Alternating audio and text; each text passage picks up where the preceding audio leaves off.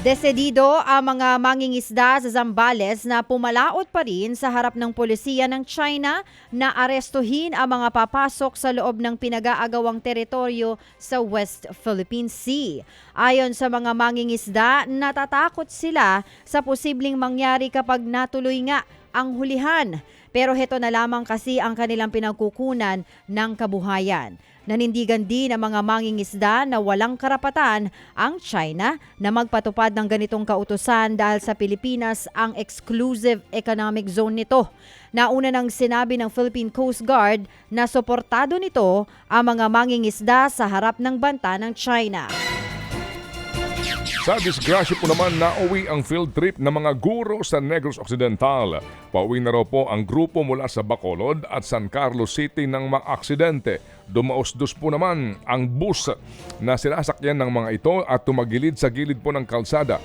Duguan po't hirap maglakad ang mga sakay ng mga nakalabas ng bus. Sa kasamaang palad ay patay ang guro na kinilalang si Arlene Verde. 35 iba pa ang sugatan. At ayon sa investigasyon ng mga pulis, sinasabi po ng driver na pumalya ang preno ng bus. Nasa pangangalaga na ngayon ng pulisya ang driver ng nadisgrasyang bus. Patay naman ang isang babae matapos madamay sa entrapment operation sa Herona, Tarlac. Unang nagkasa ng operasyon ang mga pulis laban sa ilang nagbebenta ng armas sa lugar. Pero nauwi sa barila ng operasyon. Noong mga oras na yon ay nasa loob lamang ng bahay ang biktima at nakikipaglaro sa anak nang tamaan siya ng ligaw na bala. Hindi pa malinaw kung sino ang nakatama sa babae. Arestado naman ang target ng operasyon pero mariin niyang itinanggi ang paratang. Patuloy ang investigasyon sa insidente habang sumisigaw naman ng hustisya ang pamilya ng babae. Sa lungsod po naman ng Bacolod, patay ang isang kagawad at matapos nga po masagasaan ng container truck.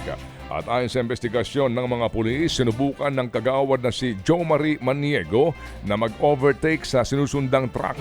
Pero bago niya ito malampasan ay sumemplang si Maniego kaya't nasagasaan. Hawak na ng mga pulis ang driver ng truck habang pinag-iisipan po ng pamilya ng biktima kung magsasamba ba ng reklamo.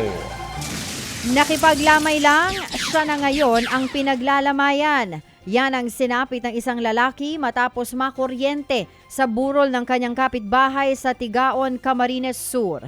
Ayon sa live-in partner ng biktima, inaayos lamang ng biktima ang ilaw sa burol ng aksidenteng mahawakan ng isang live wire. Patay na nang matagpuan siya ng kinakasama at ibang bisita sa burol. Naulila tuloy ngayon ang 4 na anak ng biktima. Ted Filon at DJ Chacha ngayon nasa Radyo 5 92.3 News FM Monday to Friday 6 to 10 a.m.